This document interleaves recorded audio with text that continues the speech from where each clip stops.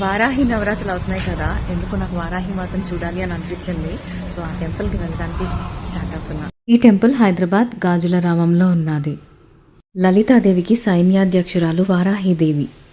తాంత్రిక దేవతగా వారాహి అమ్మవారు చాలా అందరికీ తెలుసు. ఈ మధ్యకాలంలో నైట్ టైం మాత్రమే అమ్మవారిని పూజిస్తారు అన్న సంగతి కూడా తెలుసు.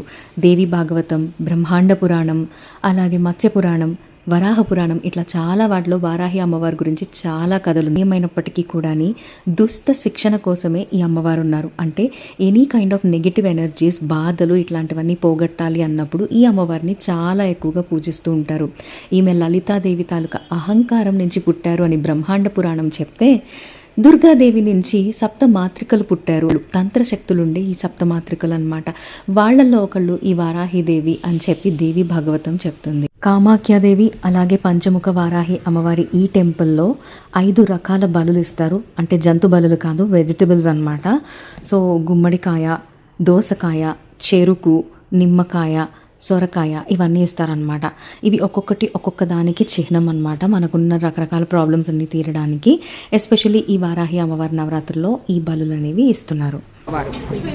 అటు ఇటు ఉన్న అమ్మవారి అంగదేవతలు అంటే ఉన్మత్త భైరవీదేవి, స్వప్న వారాహీదేవి అన్నమాట. అలాగే అమ్మవార్ల వెనకాల, అంగదేవతల వెనకాల ఉన్న చిన్న విగ్రహాలు సప్తమాతృకలు, వాటితో పాటు మహాలక్ష్మి అమ్మవారు కూడా ఉన్నారు. అట్లాగే మీరు కింద చూసినట్టయితే కింద ఉన్నది కామాఖ్య అమ్మవారు దశమహావిద్యలతో కలిపి. ఈయన ఉచ్చిష్ట గణపతి, ఆయన ఉన్మత్త భైరవుడు.